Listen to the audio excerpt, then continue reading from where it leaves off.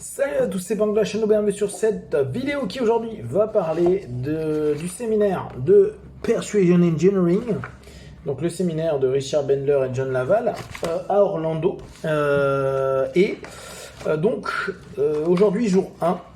Alors, j'étais très content parce que j'ai pu voir Nathalie qui a une école avec Michel Wozniak, IFAC je crois que ça s'appelle, donc je vous conseille d'y aller, Michel est topissime également. J'étais content de la croiser, donc elle est c'est quoi le nom ici? En tout cas, elle est dans le staff, on va dire l'équivalent de superviseur pendant le travail et pendant toute la formation. Donc ça c'est plutôt sympa. J'ai revu d'autres personnes que j'avais vues il y a 2 ans, donc c'est assez cool aussi. Toujours une bonne énergie dans les groupes, c'est quand même assez chouette.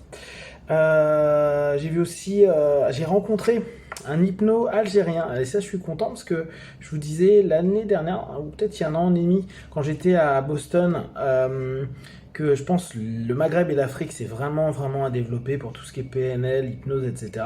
Et là j'ai rencontré Majid qui lui bosse sur Alger, Béjaïa, Bougie, et ça c'est plutôt génial parce que ça prouve que ça va éclore et se développer, même si bien sûr il y a un travail ethnopsycho à prendre en compte, bien entendu. Ok, donc premier jour de séminaire, globalement c'est vraiment bien. Alors on est, je pense, 85-90, on n'est pas loin de 100 en tout cas.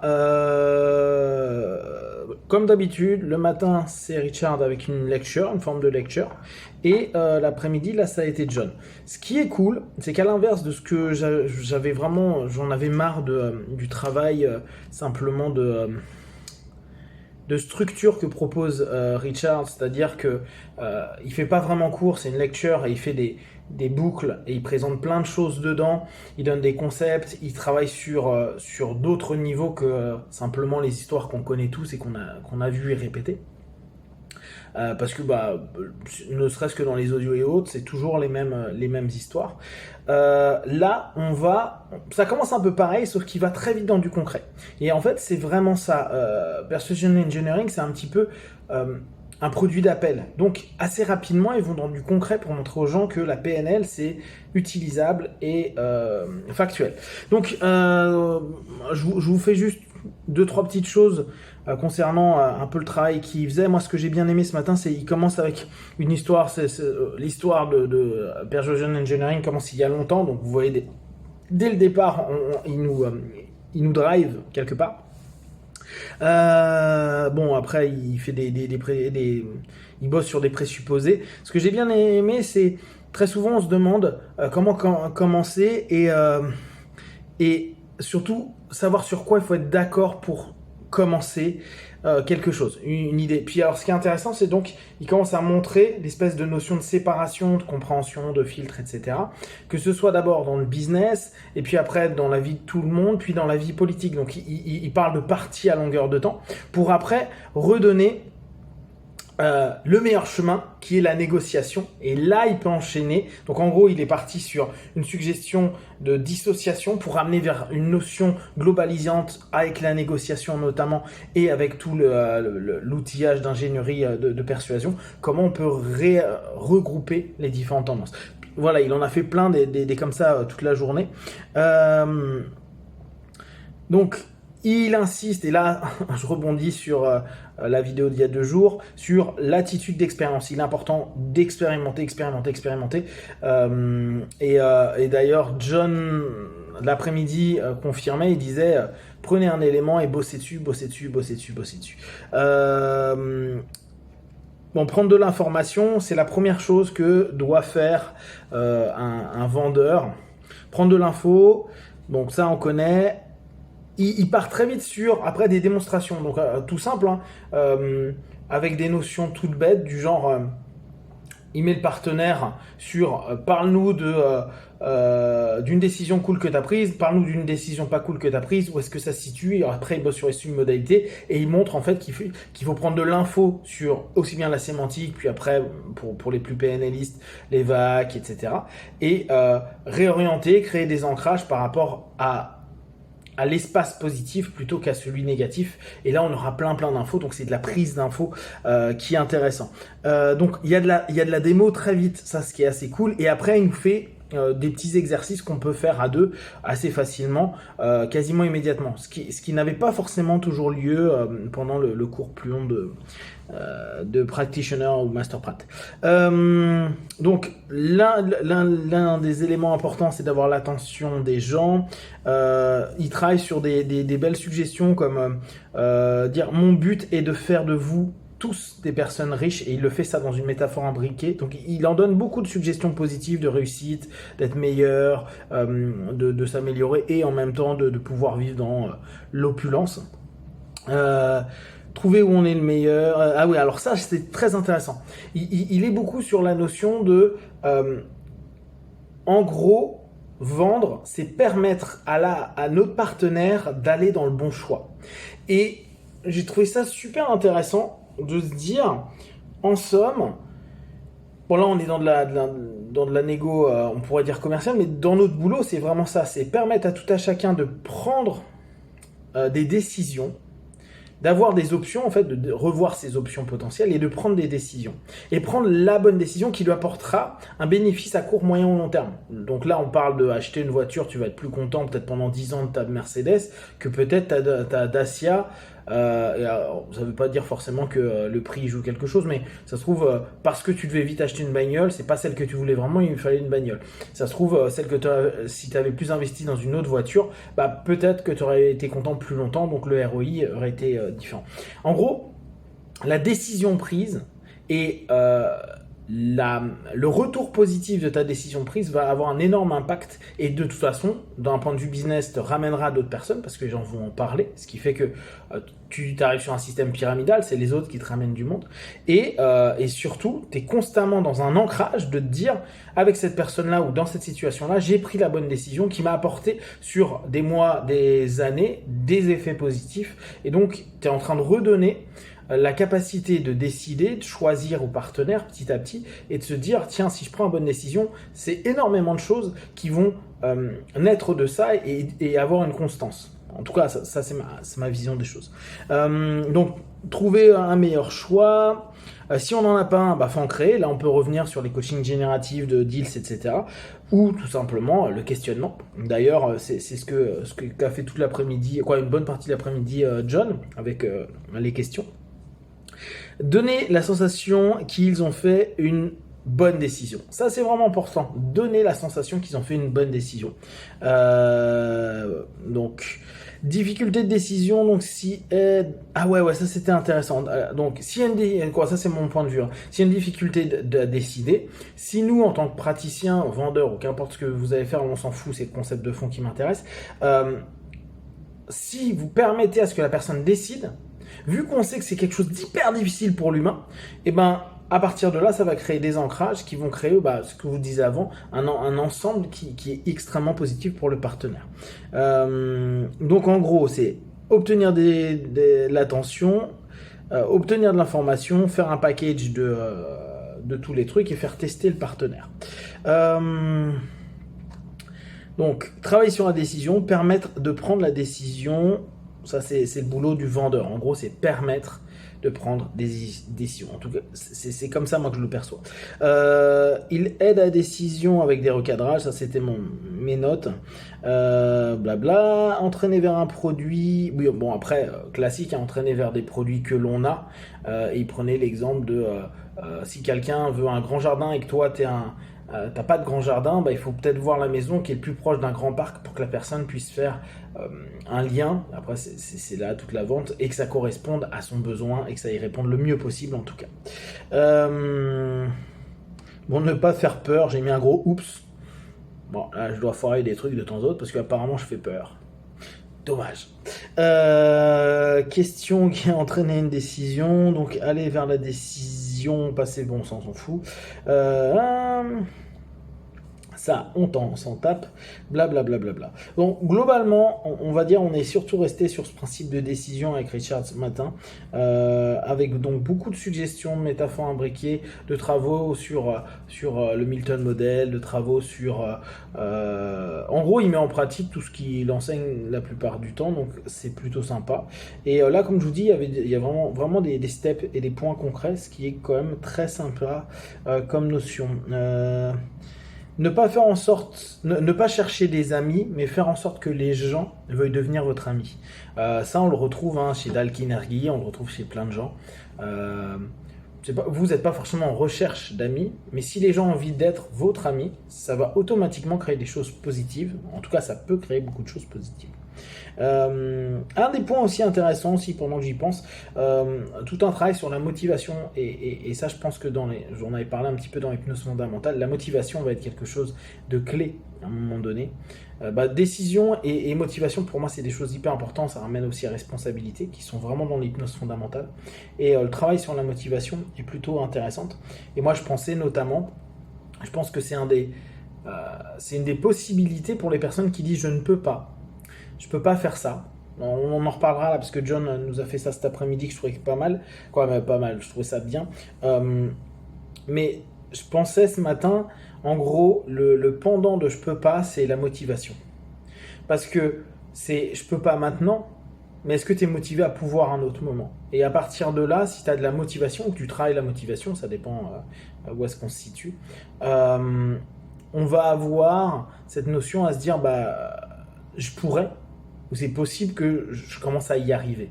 Mais parce qu'il y a la motivation derrière. Ce qui ne veut pas dire qu'on y arrivera tout de suite. Mais la timeline commence à prendre forme et donc il y a impossible. Et donc du je ne pourrais pas, ça commence à devenir il est possible que ça advienne. Donc l'après-midi c'est John. Donc je vous rappelle, moi je suis vraiment venu parce que John c'était ce que je vous disais hier, la personne qui m'avait vraiment botté sur le premier séminaire. Je trouve qu'il est très bon. En France, on n'entend pas forcément parler, John Laval, et pourtant, je pense que c'est concrètement dans le rapport au business et on va dire dans une forme d'hypnose conversationnelle, il est très très bon.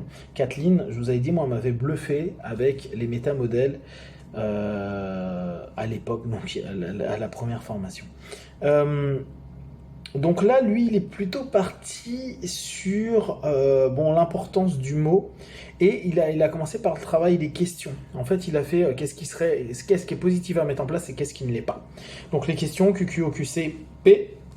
Mais il disait le pourquoi n'est pas forcément... il dit faut arrêter avec la connerie de dire que la PNL dit qu'il ne faut pas d'exploiter de pourquoi, c'est faux. Il faut juste l'exploiter, savoir quand l'exploiter correctement. Et ça m'a fait penser, en l'écoutant un petit peu, que le pourquoi est en fait un méta, un élément au-dessus du QQOQC. On s'arrête au QQOQC. Parce que, en fait, pour savoir le pourquoi, quand vous allez dire pourquoi tu fais ça, il faut savoir, vous, qu'est-ce que vous attendez comme type de réponse. Pour savoir qu'est-ce qu'il fait, comment il le fait, où il le fait. C'est intéressant de vous interroger, vous, sur le questionnement du pourquoi que vous entendrez. Comme ça, vous allez peut-être repartir sur des choses plus fins avec le QQOQC à ce moment-là. Donc, on aura un résultat positif à partir du moment où on aura pu exploiter les réponses obtenues au travers du questionnement dans le concret. Oui, alors ça aussi c'était intéressant sur le pourquoi. Il dit, après on va pas utiliser toujours le pourquoi parce que les personnes veulent obtenir du choix, donc on revient sur cette notion de permettre à notre partenaire de décider. Et parfois le pourquoi est au contraire dans une boucle négative parce que, justement parce qu'il y aura toujours ce parce que, une espèce de conséquences qu'on n'arrive pas forcément à driver et à gérer correctement. Alors, à ne pas faire, par contre, utiliser le mot « mais », on le connaît bien. Le « mais », il faut l'éviter. Il est utile de moins l'utiliser ou peu de l'utiliser parce que moi, je le définissais comme tuant ce qui a été dit avant. En gros, ça donne plus de valeur à ce qui a été mis en amont. Je suis d'accord avec toi, mais en fait, je suis pas d'accord avec toi. et plutôt utiliser le mot et. Bon, ça c'est vraiment très classique de la PNA. Pareil, le try, l'essayer, hein, éviter l'essayer. Alors là, j'ai trouvé une très bonne explication. En tout cas, ça peut nous donner quelque chose. Souvent, on dit essayer, c'est amener à l'échec. Ok.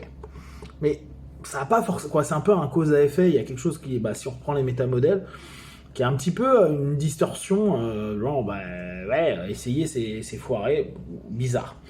Là, il y a quelque chose qu'il a souligné que j'ai trouvé très pertinent, qui était. Alors, lui, l'exemple qu'il donne après, bien sûr, pensez bien, avec tous les biais de confirmation, on peut se dire que tout a du sens. La plupart du temps, quand quelqu'un fait, je sais pas, commence quelque chose, il le fait, donc il met en place, et qu'il ne réussit pas, on va lui dire, c'est pas grave, tu as essayé. Et l'association qui peut se faire, c'est que, en fait, essayer, c'est justement quand tu n'as pas réussi. Donc, c'est quand tu as échoué. Mais c'est pas grave. Mais néanmoins, ça le rapproche potentiellement de faillir. Je trouve que ça peut être très intéressant à prendre en compte. En tout cas, ça nous rappelle qu'il y a des ancrages dans les mots qui sont sous-jacents à l'expérience et aux expériences souvent qu'on a vécues, mais qui après se sont rendus naturels dans la sémantique et dans notre culture quotidienne. Bon alors, bien sûr, hein, l'objectif quand on veut vendre ou proposer quelque chose, c'est changer l'état émotionnel, en tout cas l'emmener vers un cadre qui est plus positif, ouvert, apte à décider, si je reprends la notion de tout à l'heure. J'ai bien aimé un truc, pas mal du tout, où il disait, alors en tout cas moi je l'ai vu dans le côté thérapeutique, dire quelque chose en entier, et le verbaliser, c'est s'engager. Et ça, j'ai trouvé ça intéressant, comment il l'a amené. Il disait par exemple, pourquoi les mecs souvent, alors bon, bien sûr, il y a toujours ce côté gaffi, pourquoi les mecs souvent ont du mal à dire je t'aime à une copine, c'est pas encore leur femme, c'est pas encore, c'est peut-être juste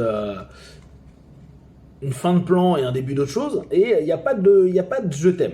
Et la fille dit, mais tu pourrais me le dire, mais je te le montre, je te le fais remarquer, etc. Pourquoi ? Parce que, possiblement, posez-vous la question, dire je t'aime à ce moment-là, c'est un engagement. Et si c'est un engagement, ça veut dire, ouais, merde, je me suis engagé. Et j'ai trouvé ça intéressant, le fait de verbaliser donne un engagement. Ça, c'est quelque chose, pour moi, qui est intéressant, parce que dans la thérapie, dans l'accompagnement, dans le coaching, le fait que la personne le dise et donc le conscientise, alors que ça peut être dans nos trans, ça peut être qu'importe comment vous allez l'entraîner, ça permet à la personne de s'engager. Ou en tout cas, il y a un début qui dépasse autre chose. Je l'ai dit. Et inconsciemment, même si notre engagement, on peut le péter, hein, c'est pas grave. C'est comme une cale qu'on peut mettre dans le subconscient. En tout cas, je pense qu'on peut vraiment l'exploiter. 18 minutes. Bon, c'est bientôt fini, vous inquiétez pas. Donc après, dans les choses à ne pas dire, je ne peux pas, donc Kant, versus je peux pas le faire. Alors c'est ça que j'ai bien aimé. Le je ne peux pas, lui, il le recadre en disant, qu'est-ce que ça te fait si tu te dis simplement, tu ne peux pas le faire maintenant, ou tu ne peux pas le mettre en place, ou tu ne peux pas être maintenant. Et pareil, si on reprenait les exercices de ce matin, c'est qu'est-ce que tu ressens à l'intérieur de toi ? Est-ce que je peux pas le faire ? Où est-ce que tu le ressens ? Comment tu le ressens ? Je peux pas le faire maintenant, qu'est-ce qui bouge à l'intérieur de toi ? Et on sait que c'est pas les mêmes zones, on sait que ça n'a pas stimulé pareil. Et après, il passe de que se passerait-il ? Bon, ça c'est un grand classique, si tu pouvais. Et question qui suit, que se passerait-il quand tu pourras ? Ou tu le feras, pardon. Petit à petit, en fait, il fait un recadrage qui est plutôt sympa. Donc, le je peux pas est intéressant, quoi, a beaucoup d'intérêt dans le fonctionnement qu'il met en place. J'ai bien aimé à un moment, il a dit un truc tout con, il expliquait, il disait, vous pouvez utiliser n'importe quel mot, on s'en fout. Par contre, prenez toujours en compte que ça va dépendre de la réponse que vous attendez. En tout cas, du type de réponse que vous attendez. Donc après, qu'importe que vous ayez, je sais pas, un langage grossier, provocatif, doux, trop soft, on s'en fout. C'est qu'est-ce que vous attendez quand vous exploitez ça. Si vous dites ah mais moi je voulais pas ça comme résultat, bah faut vous dire pourquoi j'ai utilisé ce type de langage alors que c'est pas ça que j'attendais. Et donc vous pouvez tout utiliser, on s'en fout, il n'y a pas forcément avoir un thermos logos spécifique. Et là je trouve que c'est intéressant. Quoi, là je parle de tonalité également. Hein. On s'en fout, ça dépend ce que vous allez attendre. Autre point à éviter, le je devrais, donc should. Et là il parlait des opérateurs modaux. Donc souhaiter, aimer, vouloir, have to, voilà. Oui, il y a plusieurs vouloirs en fait. Il y a want et will. Les opérateurs modaux, il faudrait que je les retraduise en français. Mais vous les trouvez faciles sur internet. Hein. Et bon, il disait l'importance de prendre en compte et en fonction de la personne qu'on va avoir et aller vers, entre ce que je désire, ce que je veux, etc., entraîner notre partenaire à aller dans je mets en place, je suis en train de mettre, je suis en cours, je débute, je commence. En gros, mettre dans de l'action, donc du mouvement, pour que dans la tête, on puisse ne plus être dans une image d'un futur potentiel, d'un désir, d'une envie, etc., mais d'un faisable, d'un réalisable, d'un retour qu'on peut déjà appréhender parce qu'on est déjà dedans et pas on sera dedans. Et enfin, ouais, le dernier mot, le don't. Donc, ne fais pas ou ouais, ne fais pas. Oui, alors oui, c'est ça. Il parlait pour bon, on connaît un ne fais pas, ne pense pas à ou ne fais pas. Ouais, ne pense pas à telle idée, etc. C'est ce principe-là. Bon, ça, c'est classique. Après, il a répondu à des questions, notamment une question où il disait comment on s'entraîne un peu sur ça, parce que ça fait beaucoup d'infos.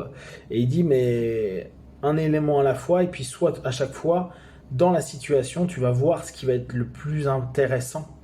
Et tente d'exploiter tout, mais ça se fait petit à petit à petit. On revient toujours dans l'expérience et la mise en application.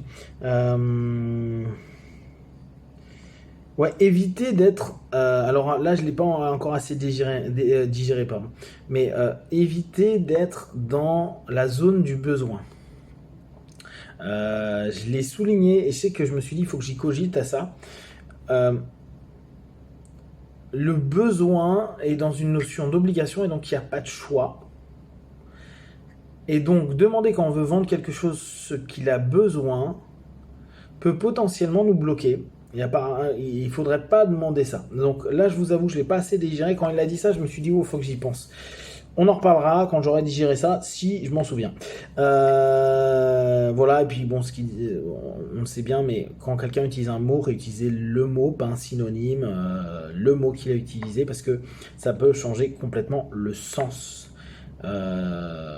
Et la signification est sans signifiant pour la personne, c'est aussi un non-respect de cette personne-là et de ce qu'il pense à ce moment-là.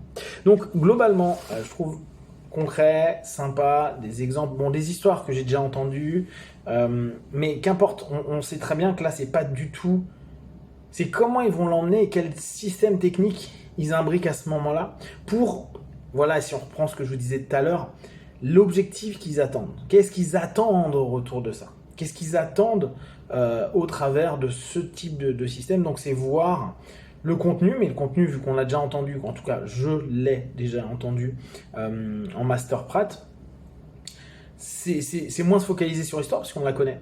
Mais c'est voir, ok, il l'a imbriqué là, il l'a dit ici, pour quelle raison, suite à quoi, qu'est-ce qui nous emmène, vers quoi potentiellement, là c'est de la présupposition complète, hein, mais vers quoi là, peut-être on peut s'orienter, ou quel système, ou idée ou suggestion peut être proposé, donc quelle attention peut avoir. Voilà pour ce jour. Si vous avez des questions et des remarques, vous partagez sur Facebook, YouTube, j'y répondrai le plus rapidement possible. Et comme d'habitude, de tout ce que je propose, ne prenez que ce qui est bon juste pour vous. Testez, observez, analysez et concluez. Be one, ciao.